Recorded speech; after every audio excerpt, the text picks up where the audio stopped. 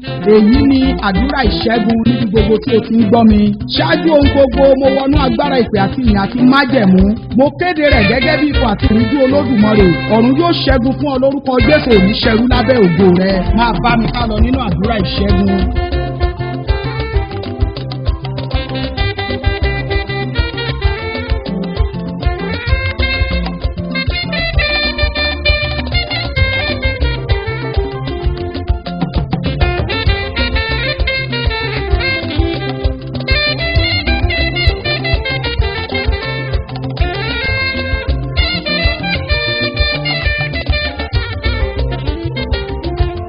Àdúrà ò lọ́wọ́, àdúrà ò lẹ́sẹ̀, àdúrà máa ṣiṣẹ́ agbára. Èmi ni mo pàṣẹ gẹ́gẹ́ bí ọmọ Ọlọ́run, làálàá mi lórí ọmọ kò ní já sásán ní orúkọ Jésù. Mo gbàdúrà bí wòlíì Ọlọ́run alààyè nítorí pé ó ń bá mi ká lọ nínú àdúrà yìí. Ogun tó gbé ọ délé ìjọsìn ní ẹ̀rí ló máa dà ní orúkọ Jésù. Mo fẹ́ kó o pariwo orúkọ Jésù ní gbogbo tí o ti ń gbọ́ mi. Ó kàn sọ wípé arúgbó ọjọ́ ò, ogun ẹ̀pa òdòró mọ́ kò ní bá mi jà ní orúkọ Jésù. Olúwa o, ṣẹ́gun fún mi. Ogun ó kàwé kò ríṣẹ́ fi ṣe, òpin débá nínú ayé mi lónìí ní orúkọ Jésù. Ọlọ́run ìṣẹ́gun o, èyí tí mo rìn kiri tó gẹ̀, sàtífíkẹ́ẹ̀tì ni o, ó yá gbọ́ ọ̀rọ̀ Olúwa, máa lọ síbi gíga ní orúkọ Jésù. Gbọ́ ọ̀rọ̀ Olúwa, ìwọ ogun àti ẹ̀gún promise and fail, mo sọ ọ́ dòkú nínú ayé mi lónìí ní orúkọ Jésù. Mo wọnú agbára ìpè àti ìyàn. Mo sọ tẹ́lẹ̀ sí gbogbo ọmọ tó jáde nínú mi nítorí wípé ìwé Númérì orí 27 ẹsẹ̀ 1 ó sọ nípa ti àwọn ọmọbìnrin akíkanjú nínú ọ̀rọ̀ Ọlọ́run. Èmi náà pàṣẹ gẹ́gẹ́ bí ipò àti ìríjú Olódùmarè.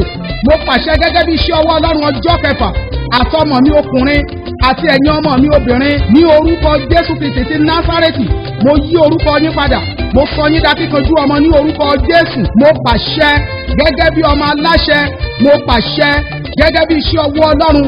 Mo kéde rẹ̀ báyìí wípé ọ̀rọ̀ ò lọ́wọ́, ọ̀rọ̀ ò lẹ́sẹ̀, ọ̀rọ̀ ń tún orí ẹni ṣe, ọ̀rọ̀ la fi ṣẹ̀dá ayé, òun la fi ṣẹ̀dá òde ọ̀run. Mo kéde rẹ̀ báyìí wípé ibi tí òjò bá bá ọjọ́ ló ń pa ọjọ́ sí. Ìṣòro tó gbéni dé inú ìjọ wa yóò di ẹ̀rí ojúkorojú ní orúkọ Jésù. Arúgbó ọjọ́ ò, ṣẹ́gun fún mi kí gbogbo ènìyàn pátápátá kó lè parapọ̀ kí wọ́n bá mi yìn ọ́. Arúgbó ọjọ́ ò, mo wọnú àdúrà nínú ọdún tí mo wọ̀ yìí. Mo kéde rẹ̀ wípé bó ti wù kí n pẹ́ láyé tó, èmi ò ní ṣọ̀fọ̀ ọmọ. Mo gbàdúrà gẹ́gẹ́ bí ipò àti ìríjú Olódùmarè, gẹ́gẹ́ bí ọmọ Ọlọ́run tòótọ́, gẹ́gẹ́ bí ẹni tó jẹ́wọ́ Jésù bí Olúwa àti Olùgbàlà rẹ̀. Mo kọ̀ ní tèmi kí ayé ó torí mi dóye lépo sí ní orúkọ Jésù. Arúgbó ọjọ́ gbà mí o, ọjà tí ọlọ́jà fọ̀ yàyà dóye lé, tí ẹbí olóògbé fẹ́ kú sanwó rẹ̀. Èmi ni mo wí bẹ́ẹ̀. Mo pariwo àdúrà, mo kọ̀ káyé ó fi kó sí kamí lọ́rẹ nínú ọdún tí mo wọ̀ yìí ní orúkọ Jésù. Arúgbó ọjọ́ ò, mo pàṣẹ gẹ́gẹ́ bí ipò àti ìríjú Ọlọ́run. Mo pàṣẹ gẹ́gẹ́ bí ọmọ Ọlọ́run tòótọ́. Mo kéde báyìí wípé ilé ọlá ni mo jẹ́, mi ò ní di ahoro tọmọtọmọ ní orúkọ Jésù. Èmi ni mo wí bẹ́ẹ̀. Mo kọ̀ gẹ́gẹ́ bí orúkọ tí ayé ń pè ní gbẹ̀yìn. Wọ́n sọ wípé lágbájá ti di olóògbé, ṣùgbọ́n èmi kọ̀ ní tèmi. Ayé àti ọ̀run pohùnkọ̀ wọ́n sì bá mi kọ̀ wípé ní àkókò yìí o, ayé ò ní sọ mí di olóògbé ní orúkọ Jésù. Mo kéde rẹ̀ gẹ́gẹ́ bí ọmọ Ọlọ́run. Mo kéde rẹ̀ gẹ́gẹ́ bí ẹni tó máa kájú àdúrà. Èmi ni mo wí bẹ́ẹ̀. Ìrètí ò gbọdọ̀ pin kọ́nà mi ó tó là ní orúkọ Jésù. Arúgbó ọjọ́ ò, gbogbo ọmọ tó jáde nínú mi, mo pàṣẹ fún yín gẹ́gẹ́ bí ipò àti ìríjú Olódùmarè. Mo pàṣẹ fún yín gẹ́gẹ́ bí iṣẹ́ ọwọ́ Ọlọ́run ọjọ́ kẹfà. Mo pàṣẹ fún yín gẹ́gẹ́ bí ọmọ Ọlọ́run. Mo gbé ẹnu síbi tí ẹ̀jẹ̀ Jésù ti ń ṣàn. Mo sọ wípé gbogbo ẹ̀mí ọ̀wọ́n gógó, ẹ̀mí ìyàn ní orúkọ Jésù kò ní bá yín jà ní orúkọ Jésù. Ọlọ́run ìṣẹ́gun o, Ọlọ́run ìṣẹ́gun o, òṣẹ́gun fúnni mọ́ fi tìbọn ṣe o, òṣẹ́gun fúnni mọ́ gbọ́ gìrìgìrì ẹsẹ̀ lẹ́yìn. Arúgbó ọjọ́ bàbá mi òkè o, ìwọ nìkan náà ni mo sinmi lé. Agbọ́dídú ogun mọ́ sáni ọ́, ògbọ́ gìrìgìrì ọ̀rọ̀ mọ́ bẹ̀rù. Ọlọ́run ìṣẹ́gun, ayọ̀ ni mo fi bẹ̀rẹ̀ ọdún yìí o. Jẹ́ kí n fi ayọ̀ lájá ní orúkọ Jésù. Bàbá mi àgbà o, mo kéde rẹ̀ gẹ́gẹ́ bí ipò àti ìríjú Olódùmarè. Ẹ̀rín ni mo rí wọnú ọdún yìí.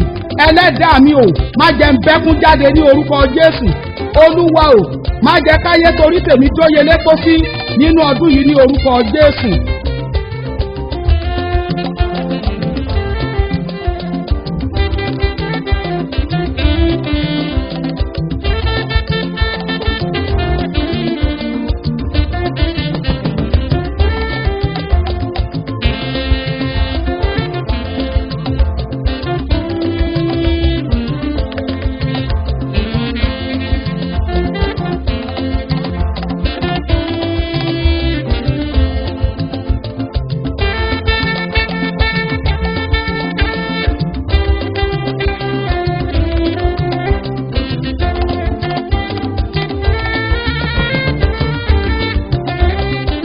arúgbó ọjọ́ o bàbá mi àgbàlagbà oyè olówó orí gbogbo ayé mo ké pè ọ́ o ní orúkọ Jésù Kristi ti Násárẹ́tì mo kọ̀ ọ́ ní tèmi káyé ó fi mí ta oníṣègùn lọ́rẹ tèmi ni mo wí o mo kọ̀ ọ́ àtèmi àtọmọ mi àtèmi àtọkọ ọmọ mi àtèmi àtaya ọmọ mi àtèmi àtọmọ ọmọ mi ní orúkọ Jésù ayé ò ní tà wá fóníṣègùn mo gbàdúrà gẹ́gẹ́ bí iṣẹ́ ọwọ́ Ọlọ́run ọjọ́ kẹfà nítorí pé mo lanu tí mo sọ̀rọ̀ mo kéde rẹ̀ ní orúkọ Jésù Kristi ti Násárẹ́tì àtèmi àtọmọ àtọkọ ẹnikẹ́ni nínú wa kò ní ṣaláìsí nínú ọdún yìí ní orúkọ Jésù arúgbó ọjọ́ o èmi kọ̀ ní tèmi o àtèmi àtọmọ mi àtẹ̀gbọ́n àti àbúrò mi mo kọ̀ ní orúkọ Jésù ayé ò gbọdọ̀ dá wa wó sójú kan arúgbó ọjọ́ o èmi kọ̀ o ọkọ ọmọ mi aya ọmọ mi arìnrìnàjò ilé mi ní orúkọ Jésù ayé ò ní sọ wá dòkú ìkanra Ọlọ́run o agbára ńlá kan ló gbé wọ òwúrọ̀ ọ̀sán lélele kò lè bá arúgbó ọjọ́ àtèmi àtọmọ bí agbára náà wọ̀ mí ní orúkọ Jésù arúgbó ọjọ́ o agbára kan ló gbé wọ ọ̀sán alẹ́ lélele kò lè bá àtèmi àtaya ọmọ àtèmi àtàbúrò ní orúkọ Jésù Olúwa fi agbára yìí bá wa lò mo kéde rẹ̀ ní orúkọ Jésù Kristi ti Násárẹ́tì àtèmi àtọmọ àtọkọ eré kò bá mọ́ ní orúkọ Jésù ayé kò ní sa lórí wa Bíbélì kọ́ nípa tèmi pé ẹni tó bá wọ ọgbà tútù òun ni ejò yóò bù jẹ nítorí ìdí èyí mo wọnú agbára ọ̀rọ̀ ní orúkọ Jésù Kristi ti Násárẹ́tì ẹnikẹ́ni tí a bí nínú ènìyàn tó bá torí mi tàbí nítorí ọmọ mi tó bá kìbò òru ó yá ẹ lọ yìnbọn jẹ fúnra yín ní orúkọ Jésù Olúwa o ẹni tó bá torí mi tó bá sa àdàbí tàbí àyàfi arúgbó ọjọ́ jẹ́ kó ṣìṣe ìṣẹ̀dá mi o gbọ́ ọ̀rọ̀ Olúwa mo gbé ọwọ́ ọ̀tún lé orí mi mo gbàdúrà ire ọjọ́ kó kú sáàtà àtèmi àtọkọ ọmọ àtaya ọmọ àtọkọ mi a ò ní kú sáàbọ̀ ọjọ́ ní orúkọ Jésù Olúwa o tí a bá rẹni tó lọ bu yẹ̀pẹ̀ sómi adágún nítorí iṣẹ́ mi nítorí ọ́fíìsì mi nítorí ṣọ́ọ̀bù mi nítorí ṣọ́ọ̀ṣì mi irú ẹ̀dá bẹ́ẹ̀ kó máa rù kó máa fọn ní orúkọ Jésù Bíbélì kọ́ nípa tèmi pé nínú ìwé ẹkún Jeremáyà orí ìkíní ẹsẹ̀ ìkẹtàlá a kọ́ nípa tèmi pé a dá iná sí inú egungun mi ní tòótọ́ iná sì ń ràn níbẹ̀ arúgbó ọjọ́ o tí a bá rí alágbára tó bá dìde ogun sí mi ẹ̀mí àwọn wòlíì Olúwa fi iná ṣẹ́gun rẹ̀ nítorí Bíbélì kọ́ wípé iná ṣáájú ogun Ọlọ́run ó sì jó gbogbo ọ̀tá ọmọ Ọlọ́run Bíbélì kọ́ nípa tèmi wípé Ọlọ́run Èlíjà Ọlọ́run ti fi iná dáhùn àdúrà nítorí ìdí èyí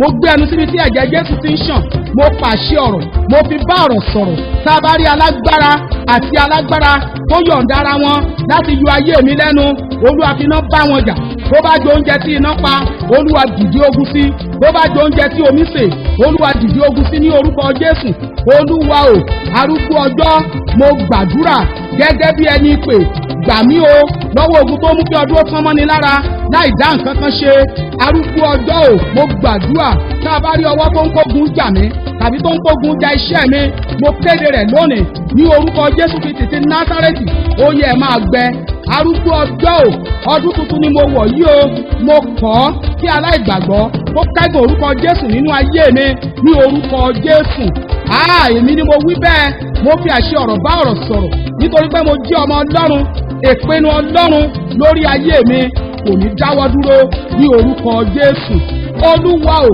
tá a bá rí ẹ̀dákẹ́dá lábẹ́ ọ̀run tó bá sọ wípé òun yóò fi jìjà mí lọ́dún yìí arúgbó ọjọ́ o bá mi pa irú ẹ̀dá bẹ́ẹ̀ tú láàyè ẹ̀mí àwọn wòlíì tá a bá rí ọwọ́ tí ń kó ogun jà mí mo kéde rẹ̀ lónìí ní orúkọ Jésù Kristi ti Násárẹ́tì ọ̀run ṣí yín lọ́wọ́ iṣẹ́ ogun ilé bàbá mi o tó ní mi ò ní bẹ́ẹ̀ ènìyàn gidi kẹ́gbẹ́ pọ̀ mo wá yín mi ò rí yín mọ́ ní orúkọ Jésù Olúwa o mo pàṣẹ lónìí gẹ́gẹ́ bí ipò àti ìríjú Olódùmarè ṣẹ́gun fún mi arúgbó ọjọ́ ṣẹ́gun fún mi ọba àwọn ọba kí ènìyàn púpọ̀ kó lè ti ara mi dìde.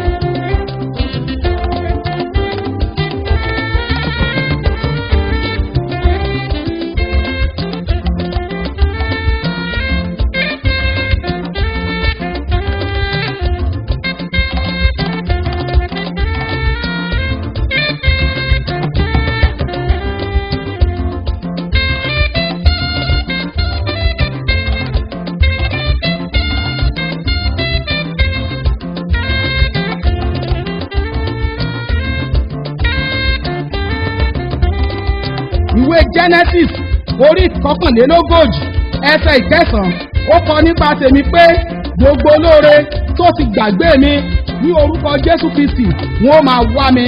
Arúgbó ọjọ́ ò mo kọ̀ ọ́ kádìgúnjalè ó pọ́tà ìbọn kó níyì lẹ́yìn mi ní orúkọ Jésù. Èmi wọnú agbára àdúrà lónìí, mo kéde rẹ̀ gẹ́gẹ́ bí ikọ̀ àti ìríjú Ọlọ́run. Ayé kò ní gbàṣọ iyì lára mi ní orúkọ Jésù. Arúgbó ọjọ́ ò, ọba àwọn ọba ò, ẹlẹ́dàá gbogbo àgbáyé, ìwọ ni gbogbo ayé ń pè ní àjíǹde àti ìyè. Mo wọnú agbára ìpè nítorí ikú àti àjíǹde. Olúwa ò, yẹ̀yẹ́ mi lẹ́nu àwọn ọ̀rẹ́ mi, Olúwa sọ di ayẹyẹ. Arúgbó ọjọ́ ò, gbogbo ẹni tó ń gàn mí pátá jẹ́ kí wọ́n bá mi yin Ọlọ́run. Gbogbo ẹni tó ń fi mí ṣe yẹ̀yẹ́, arúgbó ọjọ́ jẹ́ kí wọ́n bá mi ṣe ayẹyẹ.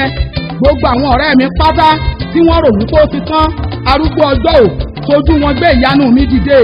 Ẹ̀mí mímọ́ ò, olùṣẹ́gun ò, àjàṣẹ́gun, ajagun mọ́ fi tìbọn ṣe, kò ṣẹ́gun fún ni mọ́ gbọ́ gìrìgìrì ẹsẹ̀. Ẹ̀mí àwọn wòlíì ṣẹ́gun fún mi nínú ọdún tí mo wà yìí, kí gbogbo èèyàn kó parapọ̀ kí wọ́n bá mi yìn ọ́. Olúwa ò, yí orúkọ mi padà lónìí, àtèmi àtọmọ, àtèmi àtọkọ, mo pàṣẹ gẹ́gẹ́ bí ikọ̀ àti ìríjú Olódùmarè. Mo ké pe orúkọ Jésù tó ní iná nínú, mo lo àṣẹ ọ̀rọ̀, mo fi bá ọ̀rọ̀ sọ̀rọ̀, mo gbẹ́nu síbi tí ẹ̀jẹ̀ Jésù fi ń ṣàn. Mo yí orúkọ ọmọ mi padà, mo yí orúkọ ọkọ mi padà, mo yí orúkọ àbúrò tí a bí lé mi padà, mo yí orúkọ èmi fúnra mi padà. Mo sọ orúkọ wa di idà ọba.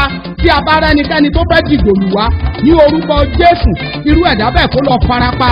Olúwa ò, arúgbó ọjọ́ ò, bàbá mi àgbàlagbà, Ọlọ́run tó ní kọ́kọ́rọ́ ọjọ́ lọ́wọ́, mo ké pè ọ́ o.